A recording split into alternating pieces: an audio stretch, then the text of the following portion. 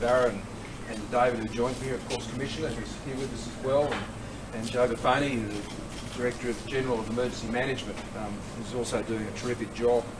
Can I just start by echoing my thanks to the amazing people we've been meeting here today and in other parts of the Mid-North Coast. It is quite humbling when you just sit and talk and listen to people who've been through an incredible last 7 days, and more than 20 rescues here alone, saving lives, putting themselves at risk, holding hands of children and others who've been scared and going through something like this. It is just an enormously humbling and proud moment to see the wonderful resilience and character of Australians in times like this, and we have seen it so many times over the last 2.5 years in particular. Premier and I have stood here in this very site not that long ago, back in 2019, as fires ripped through this area. David and I have been through here on drought, and now we're here with floods. And over the last year, you've been dealing with COVID too. Earlier today, when I was down near port, places like Telegraph Point and others, just seeing the devastation of people's businesses. And it's not just that the businesses have lost their equipment and their generators and all of these things. These are businesses that families have built up over a lifetime. And it's not just the loss of the income, it is the loss of a way of life that they have worked so hard to build. And that is just heartbreaking for them. And just as we have stood with people, whether through COVID, whether through bushfires, whether through drought, floods, tornadoes, cyclones, we're of course going to stand here with the people of the Mid-North Coast, people of the Hawkesbury, others who have been devastated by these floods. Already, of course, we're rolling out the disaster recovery payments on that 180-2266 number. We've got over 2,000 people there taking calls. They've done a magnificent job getting emergency support to people. But we've got to do a lot more than that. The clean-up now begins, the sun's out, the waters are receding, and there's going to be more difficulty ahead as we see what happens, particularly for primary producers, whether they're oyster farmers or they're dairy farmers or other producers across the district. They've got some difficult days ahead. I remember seeing this also firsthand up in North Queensland with the devastating floods that wiped out over 500,000 head of cattle in 24 hours.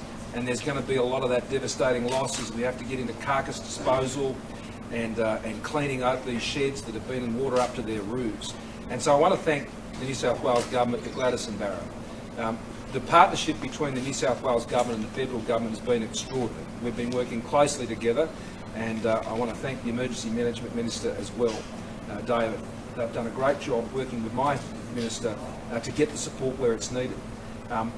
Defence Force have now arrived. They're here. They're part of the recovery team, the clean-up team. 70 are already here, being drawn from the 44th Battalion, who are already on the ground. They're going to be joined by more than 400 more as we work with all the other teams. It's been so good to see SES working with RFS, with the Fire and Rescue, the whole team working as one unit with our Defence Forces to ensure that we can get the job done. Just seamlessly working together as teams is tremendous. But we've got to back this up with a number of new measures of support.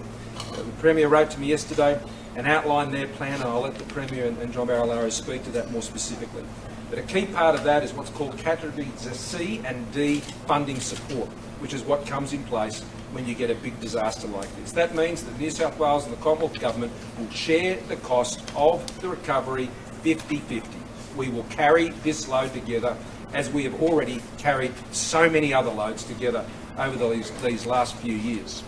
What that means is we'll be able to support small business grants for those directly impacted, and John can speak more to that, of up to $50,000, and importantly, primary producer grants of up to $75,000.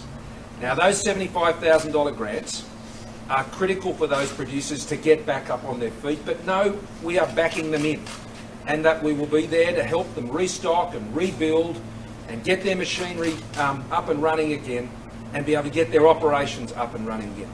These grants have been so critical in previous disasters, in particular flood disasters. It's just not cash, it's a message of hope to each of those producers and those small businesses who are going to need that help, who have been directly impacted through these arrangements. The broader clean-up arrangements, they will continue. The ADF support, that's all over and above what we're talking about here. And so this is not just a helping hand. This is an enormous embrace that is coming from the Commonwealth Government along with the state government to ensure that we stand with the people of the Mid-North Coast and across the state to ensure as the waters recede, their hopes rise and we see this part of the country once again realise all of their expectations. But Gladys. Thank you, Prime Minister. And also having travelled through the Mid-North Coast today, it's unimaginable the kind of trauma and devastation people have experienced in the last few days. But yet, what really struck me today is the way everybody's come together to support one another. But what I do suspect is that a lot of people who have lost their homes or have experienced the devastation are still in a state of shock. And we just say to everybody, please know that the federal and state governments are working together to get you what you need in the next few days, weeks and months ahead. We know for some people the clean-up and recovery will be shorter period than others, but we also know, regrettably, from all the experience that we've had, that sometimes the clean-up and recovery is more difficult than the crisis itself. And I just want to extend my deepest gratitude to all of our emergency services workers and volunteers who've worked so well together from all the different agencies to really support our communities. And Commissioner York from the SES has led the charge, and I want to thank her publicly for all of her efforts. But to all the agencies that the Prime Minister mentioned, everyone had just stepped up and worked together. Who would have thought that Fire and Rescue and RFS would be supporting SES in a flood, but that's exactly what's happening. It's been all resources on deck, and we got through the last few days, and as the sun's come out, we know this is when the clean-up and recovery starts. I'm grateful that the Prime Minister has made available those categories of funding. It means that we can really kick in that support for many who are doing it tough, and we've unfortunately seen many businesses today up close and personal and seen what they've lost, but also, of course, individuals and their homes. And that's why a few days ago I moved quickly to appoint the Deputy Premier as responsible for clean-up and recovery in New South Wales. Regrettably, he's had too much experience in this category, having previously supported the community in the bushfire category. I also want to acknowledge Minister Melinda Pavey, who's not only done an outstanding job here locally supporting her community, but also supporting the New South Wales Government more broadly and getting assistance where it's required during this difficult time. It has been a team effort, and we know that New South Wales and Australia always does better when we work together, and I again want to thank the Prime Minister and his team for all the support we've received. And I also want to, more than anything, thank the community for restoring our faith in good citizenship and restoring our faith in helping one another. And no matter where I've gone today, I've just been struck by people saying thank you to each other, even though they're going through the most horrible time. I met volunteers today in Port Macquarie who had lost their own homes, but were there helping other people. And that's the kind of spirit that brings us together and makes us feel proud of who we are. And I just urge everybody to please get help when you need it. We know how difficult it's going to be, whether it's financial, physical or mental health. And please know that we're here to support you in the coming weeks and months. And I think Mr Littleproud and also the Deputy Premier, John Barilaro, will outline some of the recovery efforts that have already commenced. Well, thank you, Premier and Prime Minister, and to both David and Melinda at a local level. The Premier's right.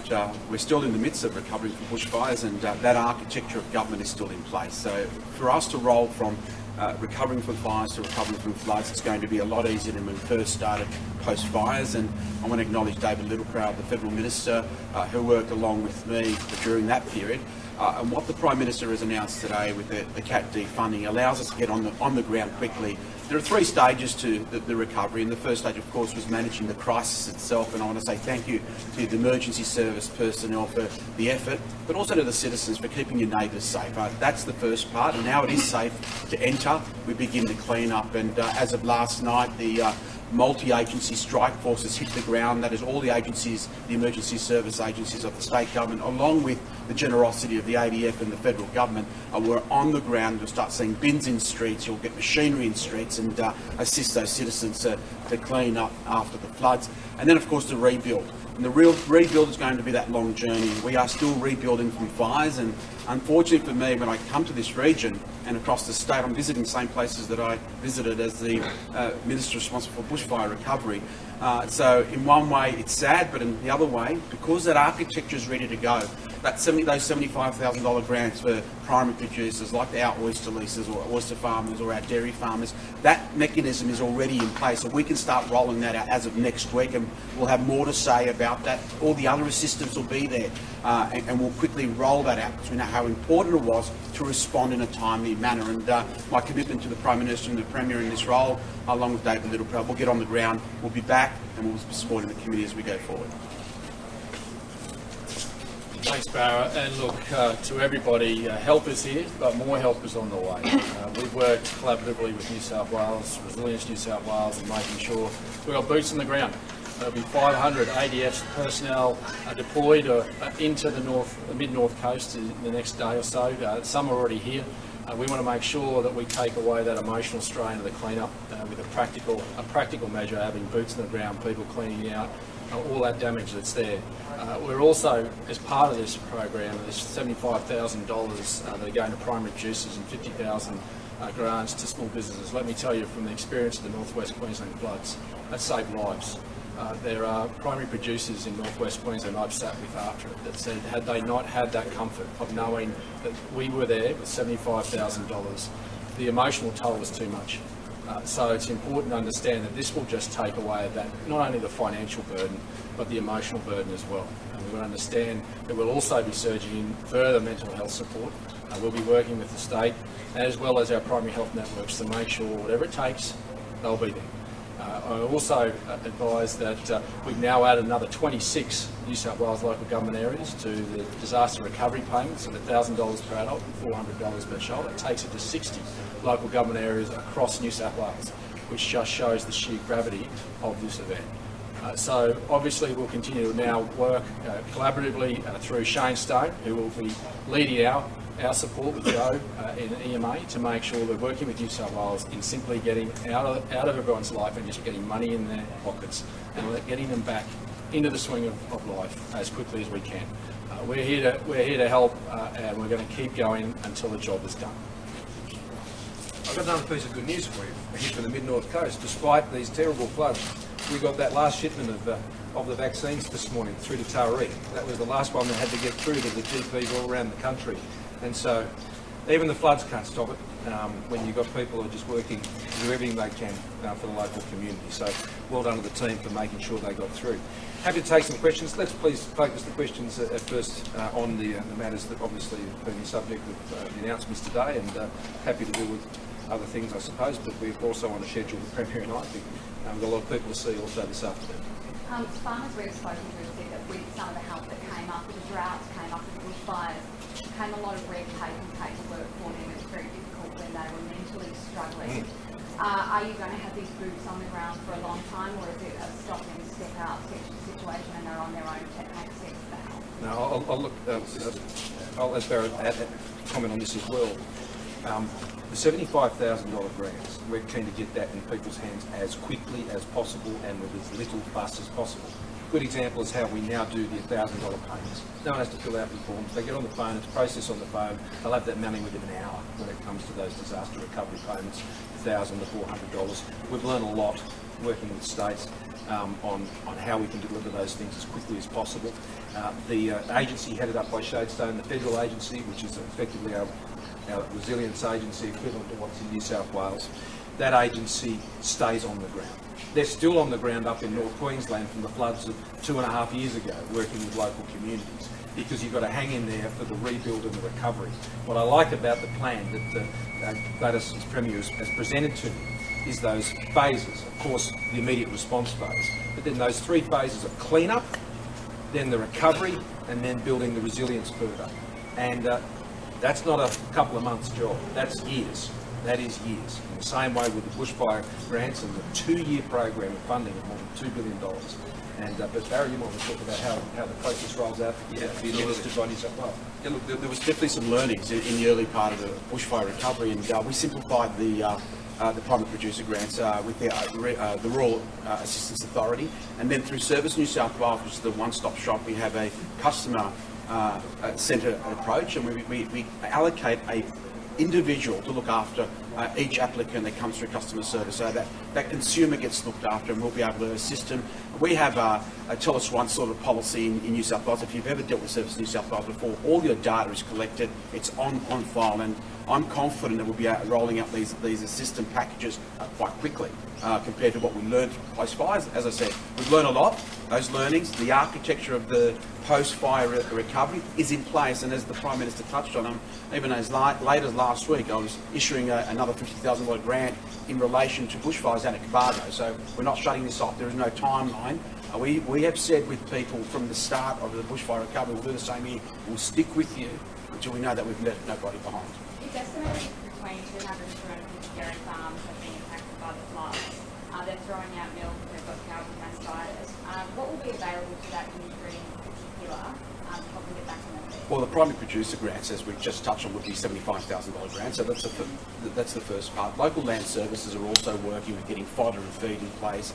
Of course, the unfortunate and tough job of removing dead carcasses, we're taking responsibility of that, and we're working with those farmers. But we'll be going to see a couple of dairy farmers, a dozen dairy farmers shortly. The more that I hear on the ground, that's what we're here for. It's not just to talk, it's to listen, and if we've got to be flexible in what we need to do, we'll do that. We showed that in with bushfire. David Littleproud and I made changes to the programs whenever we required, so we'll do that. Will you be making sure the supermarkets support them through it too? We saw some real problems after the drought with supermarkets controlling the prices. Oh, we'll have a look at that. I don't recall that being a big issue, as in price gouging, I assume you're talking about. Just ensuring their own brands are supported through it. Well, we'll look at that. Yeah, we'll look at all. Can we expect as well to see programs like the fencing, disaster recovery? Yeah, so we touched on it, and again, that fencing program that we set aside, I think it was something like $85 million in part of responding to bushfires. And again, what the sad thing is, some of these fences that have gone underwater are the same fences we built during fires. That program still is alive. There's funding in that program, and so we'll just move that program along to assist those with fencing needs, and we may even engage with Blaze 8 again to see where they can set up camp. That's right. Prime Minister, just on obviously you've written into the issue, do you think you've misjudged the mood of the nation lately? Look, I made a number of comments on my earlier press conference today, so this is a very serious, important issue, and I'm doing everything I can to ensure we do the things we need to do to get this right. You said you've been willing to meet with her. Will you extend that invite to her? Yeah, I already addressed this. But you said you'd be willing to meet with her, not that you... Yeah, no, we're working through this. You said that you misunderstood the issue. What would it take to make you understand? Who can explain it to you? I don't think that's a very fair way to put it. And I think what I was simply saying is this is a very deep and difficult issue which has so many different dimensions. We all have an understanding of this at one level, but I think this is a very important conversation the country's having, and I'm having it. Last question. One of the things Australia's ambassador to China has labelled Beijing's trade punishments as indicative. Do you agree with that assessment? We want to have a positive trading relationship with China, and we're obviously facing some difficult issues in that relationship, and really appreciate the great support we've had from liberal democracies all around the world, none less so than the United States. Keen to work through these issues. We've always been keen to work through these issues, but while we're big on trade in Australia, we don't trade away who we are, and we don't trade away our values, ever. Just quickly back to the flags. Yeah, let's talk about the flags. Yeah. One of the things that we're hearing over and over again on the ground at the moment in this region is that the flood insurance was too expensive. A lot of homeowners and businesses weren't covered. Is that something that we need to look at? Well, I might hand over to my state colleagues if they'd like to address that. I mean, it's different in different parts of the country, and obviously as a federal government we've been very heavily involved in trying to address some of those issues up in far north Queensland. And that's a very complicated issue about how it's impacted on premiums and reinsurance pools and things like that. But that's what resilience policy is all about now. And I think, particularly as we've gone through so many of these disasters in recent times, a lot of those issues are becoming part of the policy challenge. And we want the regional parts of our country, whether it's here in the mid-north coast or in southwestern Western Australia or up there in far north Queensland. And we want Australians to be able to live their lives safely and prosperously, and ensure that we can provide the right settings that enable them to do that. And that's what we want to achieve here. I tell you, one of the great things today was, and Dave will remind me of the exact date, I think it was the 11th of April, is that right, for the blue whale horse? 14th of April for the Blue Whale, down there on the mid-north coast. He said, "I will open up on the 14th," and I thought he meant May or June perhaps. He meant April, and that small business is keen to get back on their feet, and that was incredibly inspiring. Inspiration is what you find in the middle of all of these dreadful events, and we're finding a lot of it here.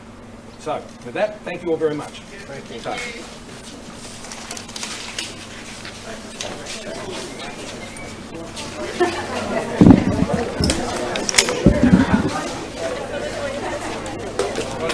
Ken, Robert.